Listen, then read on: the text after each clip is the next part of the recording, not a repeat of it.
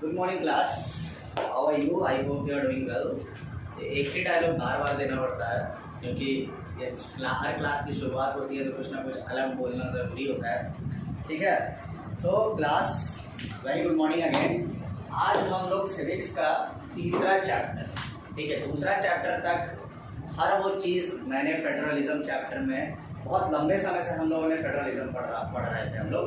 तो I hope कि आपको फेडरलिज्म समझ में आया हो। ठीक है, फेडरलिज्म के फीचर्स क्या क्या हैं, ठीक है, फेडरलिज्म किस तरीके से वर्क करता है, इंडिया में फेडरलिज्म क्या रोल प्ले करता है, इंडिया का फेडरेशन में किस किस तरह का फेडरेशन है, सिस्टम क्या है, होल्डिंग टुगेदर फेडरेशन क्या है, कमिंग टुगेदर फेडरेशन क्या होता है। आई होप ये सारी चीज़ें लास्ट चैप्टर की आपको समझ में आई हो। नोट्स मैंने आप लोगों को प्रोवाइड कराया है वो एकदम अप टू डेट है, और एक्सरसाइजेज उस चैप्टर से रिलेटेड आप लोगों को मैंने प्रोवाइड करा दिया है। क्वेश्चंस अगर हैं आप लोगों के दिमाग में, एक तो आप लोग कुछ पूछते नहीं हैं, अगर आपके दिमाग में कुछ क्वेश्चंस हैं तो please do ask me, you have my WhatsApp number. लेकिन आप लोगों को ये सब चीज़ें पूछनी चाहिए, ठीक है। चैप्टर से अगर किसी भी रिलेटेड, मैं आशा करूंगा कि चैप्टर 2 से रिलेटेड किसी भी तरह का कोई भी डाउट होगा तो आप मेरे से पूछेंगे, कोई भी स्टूडेंट मेरे से पूछेगा, ठीक है। मैं इंतज़ार करता हूं कि कोई स्टूडेंट मेरे से डाउट पूछे, लेकिन डाउट क्लियरेंस से किसी से कोई लेना देना नहीं है। आप लोगों को मतलब है सिर्फ और सिर्फ नोट से, जो कि बहुत गलत चीज़ है। अगर आप लोगों को नोट सही पढ़ना है, नोट सही समझ में आ जाएगा हर चीज़, फिर आप लोगों को कुछ ज़रूरत ही नहीं है फिर ज़िंदगी में, फिर आप नोट्स और से ही सब कुछ पढ़ सकते हैं। सो इंतज़ार रहेगा मुझे कि आप मुझे सवाल करें, मुझसे अपने डाउट्स क्लियर करें, ठीक है class. So today we are going to discuss a topic, a chapter which is a very important chapter in the syllabus of your civics, the third chapter that discusses democracy and diversity. Democracy का मतलब जैसा कि आप लोगों को पता है, लोकतंत्र। क्या होता है डेमोक्रेसी का मतलब? लोकतंत्र। और डाइवर्सिटी का मतलब होता है विविधता।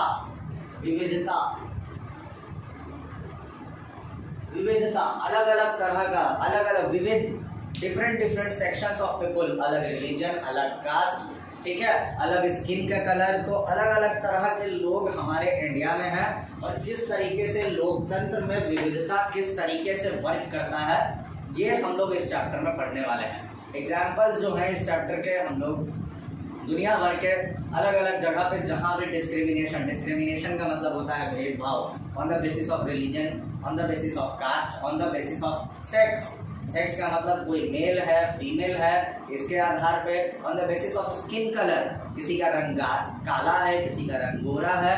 तो हर तरह के इन सब चीज़ों के आधार पे हम लोगों को किस तरह का, दुनिया में किस तरह का डिस्क्रिमिनेशन देखना पड़ता है, और दुनिया से बहुत सारे स्टोरीज, बहुत सारे कंट्रीज से बहुत सारे स्टोरीज रिलेट करके हम लोगों को इसके बारे में आज पढ़ने को मौका मिलेगा। हम लोग इस चैप्टर में उसी के बारे में पढ़ेंगे, ठीक है। डेमोक्रेसी क्या है, विविधता क्या है। Last chapter, in the last chapter we saw the power of distributed to accommodate the linguistic and regional diversities। Last chapter में हम लोगों ने पढ़ा कि पावर, सत्ता का बंटवारा किस तरीके से किया जाता है ताकि लिंग्विस्टिक, भाषा के आधार पर लोगों को रहने का सजगता मिल सके, और रीजनल मतलब जैसा कि हम लोगों ने देखा था कि इंडिया में जो देश का जो बंटवारा जो हुआ था वो रीजनल बेसिस पे हुआ था। जो लोग जहाँ पे हैं वो उसी जगह पे रहेंगे, लिंग्विस्टिक बेसिस पे हुआ था, भाषा के आधार पे हुआ था। तो इस तरीके से हम लोगों ने लास्ट चैप्टर में ये चीज़ पढ़ा था। But language and region is not the only features that give the distinct identity to people, ठीक है। लेकिन सिर्फ भाषा और उनके रहने का जगह, यही किसी की पहचान नहीं होती है। हम लोग ये चीज़ बहुत अच्छे से जानते हैं, सिर्फ भाषा से किसी की पहचान नहीं होती है। हमारे देश के अंदर खासकर किस चीज़ से पहचान होती है भाई? Sometimes people also identify themselves to and relate to others on the basis of physical appearances, ठीक है। कुछ समय ऐसा भी होता है कि लोग अपने आप को पहचानते हैं और लोगों से वैसा जो रिलेट करते हैं वो on the basis of physical appearance, के सामने वाला कैसा दिखता है, ठीक है। और पूरी दुनिया भर में फिजिकल अपीयरेंस जो है वो बहुत मायने रखती है। क्लास, ठीक है, क्लास अमीर गरीब, रिलीजन किस रिलीजन का है वो, जेंडर, कास्ट, ट्राइब, ये सारी चीज़ों से लोग एक दूसरे को रिलेट करते हैं। In this chapter we study the democracy, how democracy responds to different social differences, divisions and inequalities. और इस चैप्टर में हम लोग यही पढ़ने वाले हैं कि डेमोक्रेसी किस तरह के डिफरेंसेस डिविजन्स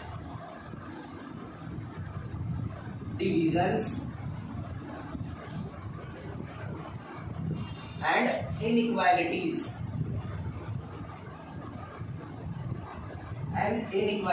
इन चीजों पे किस तरीके से, इन चीजों में डाइवर्सिटी होती है और इन चीजों में किस तरीके से डेमोक्रेसी वर्क करती है। इस चैप्टर में हम लोगों को इसी के बारे में बताया जाएगा, ठीक है। We begin with an example of public expression of social divisions. We then draw some general lessons about the social differences can take various forms. We then turn to the democratic politics effects and affected to the social division. हम लोग एक example लेंगे, पहले एक example बताएगा एक दूसरे country का, और उस कंट्री के स्टोरी से वो एक स्टोरी बताया जाएगा, और उस स्टोरी से किस तरह का सोशल डिवीज़न समाज में होता है, और सोशल डिवीज़न वो जो डिफरेंसेस है हम लोगों को कहाँ तक ले जाता है, और इंडिया में उस तरह का सोशल डिवीज़न हम लोग इंडिया के on the context of India हम लोग देखने की कोशिश करेंगे कि ये सोशल डिवीज़न को किस तरीके से ख़त्म किया गया है इंडिया में, किस तरीके से इसको रिलेट किया गया है इंडिया के अंदर, ठीक है। तो कहानी शुरू होती है story of from Mexico Olympics, ठीक है। मेक्सिको ओलंपिक हो रहा है, वहीं की एक कहानी है, ठीक है। एक पिक्चर है तुम्हारे बुक में, अगर तुम बुक खोलोगे तो तुमको ये पता चलेगा, एक पिक्चर है जिसमें 3 लोग खड़े हैं, ठीक है, मेक्सिको ओलंपिक्स में, और उसमें से एक इंसान जो है वो ऐसे हाथ उठा, वो पिक्चर को देखोगे, पिक्चर से रिलेटेड कहानी है, डिस्कस करते हैं। The pictures on this page depict the important landmark in the history of civil rights movement in the United States. ये जो पिक्चर है जो तुम्हारे बुक के पहले ही पन्ने में है, स्टोरी फ्रॉम मेक्सिको ओलंपिक्स के साइड में जस्ट नीचे में एक पिक्चर होगा, ठीक है। उस पिक्चर में ये पिक्चर ये रिप्रेजेंट करता है तुम्हारे पेज में, ये एक बहुत बड़ा लैंडमार्क है। लैंडमार्क का मतलब ये एक बहुत बड़ा हिस्सा रहा है किस चीज़ का, किस मूवमेंट का, civil rights movement. Civil rights movement जो कि अमेरिका में यूनाइटेड स्टेट्स में हुआ था, ये उसी मूवमेंट का हिस्सा रहा है ये पिक्चर, ठीक है। यहीं से सिविल राइट्स मूवमेंट को बहुत बड़ा एक जरिया मिला है। These represent the medal ceremony of the 200 metre race in 1968 Olympics held in Mexico City, ठीक है। ये जो फोटो है ये 1968 मैक्सिको ओलंपिक्स का है, ये मेडल सेरेमनी का फोटो है ये, ठीक है। 200 मीटर के रेस का जो जीता जो भी उसको फर्स्ट, सेकंड और थर्ड को जो मेडल सेरेमनी जो मेडल दिया गया था, ये उसी सेरेमनी का 1968 की ये तस्वीर है। The 2 men standing with clenched fists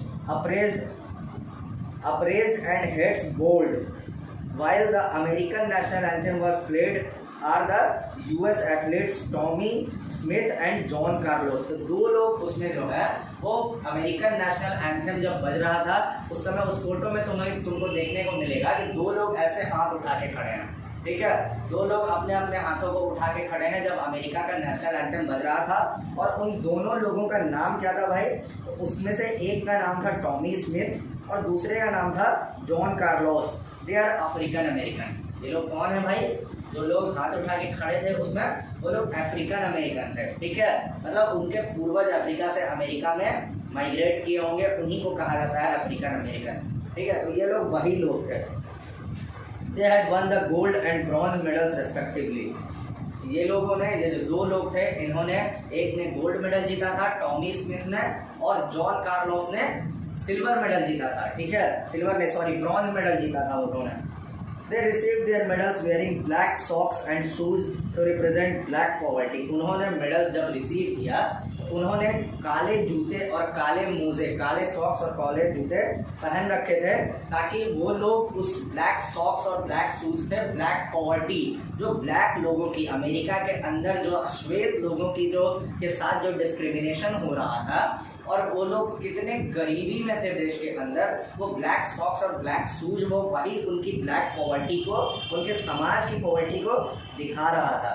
With this gesture, they tried to draw international attention to end to racial discrimination in the United States. ये हरकत जो उन्होंने की थी, इस हरकत से वो कहना क्या चाहते थे?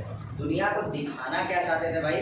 इस हरकत से वो दुनिया को ये दिखाना चाहते थे कि अमेरिका के अंदर किस तरह का रेशियल डिस्क्रिमिनेशन का मतलब होता है कि वैसा डिस्क्रिमिनेशन, वैसा भेदभाव जो स्किन के कलर पे होता है, जो ठीक है, उसको हम लोग कहते हैं रेशियल डिस्क्रिमिनेशन। तो रेशियल डिस्क्रिमिनेशन अमेरिका के अंदर, उसको उन्होंने इंटरनेशनल अटेंशन, दुनिया की नज़र में लाने का कोशिश किया था इन दोनों ने, ठीक है। The black glove and raised clenched fist were made to symbolize black power. और हाथ में ग्लव्स पहन के, ब्लैक ग्लव्स पहन के हाथ उठाना, ये किस चीज़ को दर्शा रहा था? ये इस चीज़ को दर्शा रहा था कि अश्वेत की ताकत को, कि वो लोग गरीब हैं, ठीक है, लेकिन वो लोग कमज़ोर नहीं है, वो लोग बहुत ताकतवर हैं। ये वो लोग इस चीज़ से दिखा रहे थे, इस चीज़ को इस तरीके से दिखा रहे थे, ठीक है। The silver medallist white Australian athlete Peter Norman wore a human rights badge on his shirt during the ceremony to show his support to two Americans. हम लोगों ने दो अमेरिकन थे, एक अमेरिकन जो था वो गोल्ड जीता था और एक अमेरिकन जो था वो ब्रॉन्ज जीता था। 3 मेडल होते हैं ओलंपिक में जो दिए जाते हैं, गोल्ड, सिल्वर और ब्रॉन्ज। तो जो सिल्वर मेडल जीतने वाला जो आदमी था वो वाइट था, ऑस्ट्रेलियन था वो, ठीक है, वो गोरा था जो कि ऑस्ट्रेलिया का था। उसने क्या किया था भाई? उसने अपने कपड़े पे वो ह्यूमन राइट्स का एक बैज पहने हुए था और उस बैज से वो ये दिखा रहा था कि वो इन दोनों के साथ, इन दोनों के मूवमेंट को सपोर्ट कर रहा है। जो अमेरिकन जो उसके साथ एक फर्स्ट और एक थर्ड आया था, वो उसका नाम था, जो ऑस्ट्रेलियन जो सिल्वर मेडल जीता था उसका नाम था पीटर नॉर्मन। तो पीटर नॉर्मन अपने दोनों साथियों जो फर्स्ट और थर्ड आए थे उनके सपोर्ट में एक ह्यूमन राइट्स का बैज लगाए हुए था और उनको इस तरीके से वो सपोर्ट कर रहा था। Do you think the Carlos and Smith should have raised the internal matter of American society into the international forum? सवाल है भाई किताब में, ये तो सबसे पहला यही सवाल है।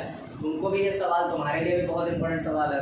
तो तुमको ऐसा लगता है कि अमेरिका के इंटरनल मैटर को, देश के अंदर के किसी इंटरनल मैटर को किसी इंटरनेशनल फोरम, किसी इंटरनेशनल प्लेटफॉर्म पे लेके आना चाहिए था इन दोनों को, कार्लोस और स्मिथ को? लेट्स सी दैट आंसर भी ये बताएगा। Would you say that what they did was political? क्या तुम ये कह सकते हो कि इन्होंने जो भी किया वो पॉलिटिकल था? ये लोग तो भाई खिलाड़ी थे, ये लोग तो एथलीट थे ना भाई, तो इनके लिए पॉलिटिकल मैटर, ये पूरा देश के अंदर का पॉलिटिकल मैटर था, तो इसको उस इंटरनेशनल स्टेज पे पॉलिटिकल मैटर को लाना क्या सही था? ये सवाल पूछ रहा है। Why do you think Peter Norman, who has neither black nor American, joined in a gesture of protest? और पीटर नॉर्मन जो कि ऑस्ट्रेलियन था, वो ना ही ब्लैक था ना ही अमेरिकन था, तो क्या उसका इस मूवमेंट में इन दोनों का साथ देना जायज था पीटर नॉर्मन का? This is also very important question. If you were in Norman's place what would you do? अगर तुम उसकी जगह पे होते, नॉर्मन्स प्लेस पे, तो तुम क्या करते? अगर तुम पीटर नॉर्मन होते उस जगह पे, पहला और तीसरा जो था वो अमेरिकन था, ब्लैक था और उसको सिविल राइट्स मूवमेंट के वो अगेंस्ट थे, पीटर नॉर्मन की जगह अगर तुम होते तो तुम क्या करते? ये सवाल है भाई। कुछ इंपॉर्टेंट चीज़ है जो हम लोग डिस्कस कर लेते हैं। Civil rights movement in USA, civil rights movement USA में है क्या? ठीक है, सिविल राइट्स मूवमेंट यूएसए, ठीक है, यूएसए का ये मूवमेंट था civil rights movement. Let's discuss that. ये सिविल राइट्स मूवमेंट 1954 से 1968 तक ये चला है। कब तक चला है भाई? 1954 से 1968 तक ये अमेरिका में ये सिविल राइट्स मूवमेंट ये चला है, ठीक है। हाँ, क्या ये civil rights movement? Let's discuss that.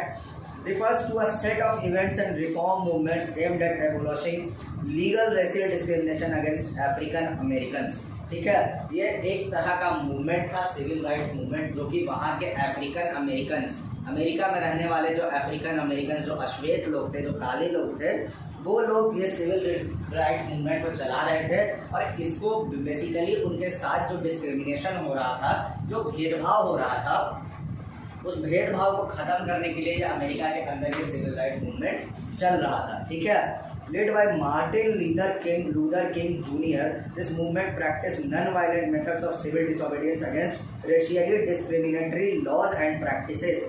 Martin Luther King Jr., ठीक है, मार्टिन लूथर किंग जूनियर जो इस मूवमेंट को लेके चल रहे थे, और ये मूवमेंट किस तरीके से लोग लेके चल रहे थे, किसी भी तरह का कोई वायलेंस नहीं, कोई हिंसा का रास्ता इन्होंने नहीं अपनाया था, ये इन्होंने गांधी जी का रास्ता अपनाया था, मार्टिन लूथर किंग जूनियर ने, सिविल डिसोबीडियंस और अहिंसा का रास्ता, नॉन वायलेंस का रास्ता, और इसी के तरीके से ये लोग इस मूवमेंट को चला रहे थे, सिविल राइट्स मूवमेंट जो कि अमेरिका में हो रहा था, जो रेशियली, जो रेस के आधार पे, जो स्किन के कलर पे के आधार पे जो भेदभाव हो रहा था, वो इसको इसी तरीके से मार्टिन लूथर किंग जूनियर लेके चल रहे थे। ठीक है। अफ्रीकन अमेरिकन क्या है भाई? अफ्रीकन अमेरिकन जस्ट मैंने आप लोगों को बताया, एफ्रो अमेरिकन, ब्लैक अमेरिकन या फिर ब्लैक, इनको ये भी कहा जाता है, are the terms used to refer mainly to the descendants of Africans who brought into America as slaves between 17th century and early 19th century। ठीक है। तो ये लोग थे, वो लोग थे, ये लोग अफ्रीकन अमेरिकन जिनको 17th सेंचुरी से लेके अर्ली 19th सेंचुरी तक अफ्रीका से खरीद के अमेरिकन लोग लेके आए थे अपने देश के अंदर एज स्लेव्स, गुलाम के रूप में। ठीक है। ये वो लोग थे जो अमेरिका में आए थे काम करने के लिए एज स्लेव्स, और ये उन्हीं के बच्चे थे। ठीक है। ये लोग थे जो इसके खिलाफ जो आवाज़ उठा रहे थे, ये लोग उन्हीं के बच्चे थे, उन्हीं स्लेव्स के डिसेंडेंट्स थे, वंशज थे, जो कि अमेरिका में आके उनके जो पूर्वज थे वो आके अमेरिका में एज अ स्लेव बसे थे, वही लोग अफ्रीकन अमेरिकन थे। Next, the black power. The black power क्या था भाई? Movement emerged in 1966 and lasted till 1975। The black power ये भी एक मूवमेंट था अमेरिका में। ठीक है। जो कि 1966 में इसकी शुरुआत हुई और 1975 में इसका खत्म हुआ। 1966 से लेकर 1975 तक ये अमेरिका में चला, ये movement, the black power, which was a more militant anti-racist movement advocating even violence if necessary and end racism in the US। तो ये जो था, ये वायलेंस का प्रतीक, ये वायलेंस यूज करता था। ठीक है। ये वायलेंस की जब जरूरत होती थी, इस पार्टी का, इस मूवमेंट का कहना ये था कि जहाँ पे वायलेंस की जरूरत होगी हम लोग वायलेंस का भी इस्तेमाल करेंगे, और जहाँ पे वायलेंस की जरूरत नहीं होगी वहाँ वायलेंस का इस्तेमाल नहीं करेंगे। ये जो था, ये एक तरह से ऐसा मूवमेंट था जो कि रेडिकल मूवमेंट कह लो। ठीक है। कट्टर मूवमेंट जो किसी भी तरीके से रेसिज्म, जो यूएस में जो भेदभाव चल रहा था on the basis of race, उसको खत्म करना चाहता था। ठीक है। ये वायलेंस के साथ था और ये नॉन वायलेंट था। ये वायलेंट मूवमेंट था और ये नॉन वायलेंट मूवमेंट था। ठीक है। दोनों मूवमेंट अमेरिका में चल रहा था इस समय। तो ये 3 टर्म्स आई होप आप लोगों को समझ में आया हो। ठीक है। आगे पढ़ते हैं आप लोग। तो ये घटनाएं हुई थी ओलंपिक, मैक्सिको ओलंपिक्स जो कि 1968 में मैक्सिको में ऑर्गेनाइज हुआ था ओलंपिक, ये चीज़ें हुई थी। ठीक है।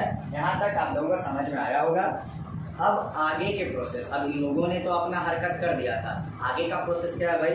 The international Olympic association held Carlos and Smith guilty for violating the Olympic spirit by making political statement. International Olympic association जो ओलंपिक खेलों का आयोजन कराती है, उन्होंने कार्लोस और स्मिथ की ये हरकतों को दोषी पाया, और उनका कहना ये था कि किसी भी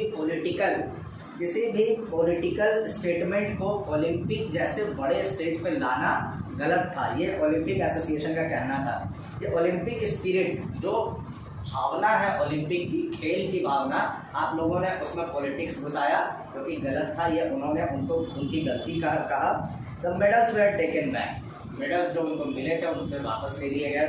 back home they were subjected to a lot of criticism, और अमेरिका में घर में उनके साथ बहुत ज़्यादा क्रिटिसिज्म हुआ, उनकी बहुत बुराई की गई। पूरे अमेरिका के अंदर, देश के अंदर उनकी बहुत बुराई की गई। Norman too suffered for his action and was not included in the Australian team for the next Olympic. Norman जो थे उनको भी बहुत सारी चीज़ों का सामना करना पड़ा, क्योंकि ऑस्ट्रेलियन टीम अगले ओलंपिक में जाने के लिए पीटर नॉर्मन को एक्सक्लूड कर दी, मतलब उनको अपने साथ नहीं ले गए। ऑस्ट्रेलियन टीम ने उनको दरकिनार कर दिया।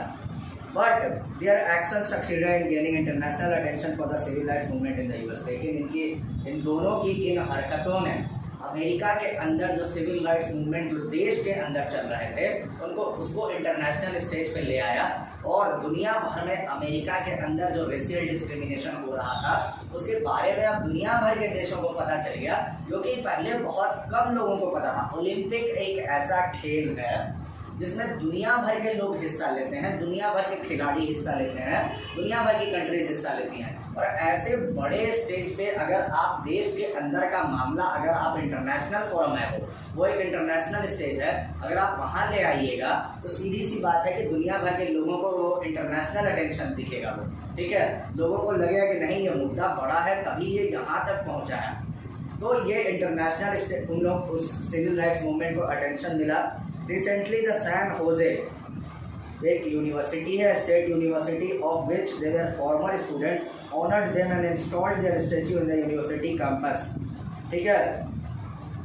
रिसेंटली एक सैन होजे यूनिवर्सिटी है, स्टेट यूनिवर्सिटी, जहाँ पे ये दोनों जॉन कार्लोस और टॉमी स्मिथ ये लोग वहाँ पढ़ते थे उस यूनिवर्सिटी में। उस यूनिवर्सिटी ने इनका सम्मान किया और इन दोनों की एक मूर्ति को अपने यूनिवर्सिटी के ग्राउंड में लगवाया, ठीक है। यूनिवर्सिटी का when Norman died in 2006 Smith and Carlos were pall bearers in the funeral, ठीक है। और पीटर नॉर्मन जो कि जिन्होंने इनका साथ दिया था वो जब 2006 में उनकी डेथ हुई। ये लेगेसी है, ठीक है। सबसे बड़ी बात यह है बच्चों की ये लेगेसी है, ये इन्होंने छोड़ के क्या गए। जीवन में तुम जो भी काम करोगे, ठीक है, तुम जब मरोगे तुम क्या छोड़ के जाते हो, क्या आदर्श छोड़ के जाते हो, वही सबसे बड़ी चीज़ मायने रखती है। ना पैसा ना फेम कुछ भी मायने नहीं रखता है। तुमने अपने जीवन में जो अच्छे काम किए हैं वही रह जाते हैं। वही हुआ पीटर नॉर्मन जब 2006 में जब उनकी मौत हुई तो जॉन कार्लोस और टॉमी स्मिथ वो लोग गए थे और उन्होंने उनके पूरे समारोह में उनके फ्यूनरल पे ये लोग गए थे और उन्होंने उनको कंधा भी दिया था, ठीक है। फ्यूनरल का मतलब वो लोग जो मरने के बाद जो उनको दफनाया जाता है। तो ये पूरा का पूरा स्टोरी था तुम्हारा मेक्सिको ओलंपिक्स का जो कि 1968 में हुआ था। तो बच्चों आई होप यहाँ तक आप लोगों को बहुत अच्छे से समझ में आया हो। मैंने प्लॉट सेट कर दिया है, ठीक है। ये प्लॉट सेट हुआ कि आखिर किस तरह का भेदभाव होता है दुनिया में और किस तरीके से लोग जो है उस भेदभाव के प्रति अपना लड़ाई लड़ते हैं। बाकी चैप्टर देखो सबसे बड़ी बात यह है कि अगर जिस रफ्तार से हम लोग पढ़ रहे हैं और जिस रफ्तार से पढ़ा रहे हैं हम आप लोगों को, तो ऐसा हो सकता है कि बहुत जल्दी चैप्टर पूरा का पूरा खत्म हो जाए। मैं ऐसा नहीं चाहता, मैं बस इतना चाहता हूँ कि हम लोग धीरे धीरे पढ़ें और हम लोगों को काफ़ी समय मिले, ठीक है। ऐसा समय मिले कि हम लोगों को ऑफलाइन क्लास में पढ़ने का मौका भी मिले। तो आज मैं फ़िलहाल यहीं तक पढ़ाऊँगा आप लोगों को। आगे के क्लासेस में, फर्दर क्लासेस में सिविक्स के और भी सर्टेन टॉपिक्स जो भी इसके बाद के टॉपिक्स जो है इस चैप्टर में कैसे कैसे क्या क्या डिफरेंसेस है, क्या क्या सिमिलैरिटीज़ है, डिविजन्स है, किस तरीके से बंटवारा होता है दुनिया में, क्या क्या भेदभाव होता है, हम लोग उसके बारे में और डिटेल में हम लोग फर्दर क्लासेस में पढ़ेंगे। आई होप यहाँ तक इस चैप्टर का आप लोगों को डेमोक्रेसी एंड डाइवर्सिटी का बहुत अच्छे से समझ में आया होगा। So class thank you so much. घर पे रहिए, सेफ रहिए, अच्छे से रहिए, अच्छे से पढ़ते रहिए और आई होप आप लोगों को मज़ा आ रहा होगा, ठीक है। जिस तरीके का पूरा कोविड का दौर चल रहा है मज़ा तो नहीं आ रहा होगा, बट आई होप आप लोग घर में तो एंजॉय कर ही रहे होंगे, I know that. So class thank you so much.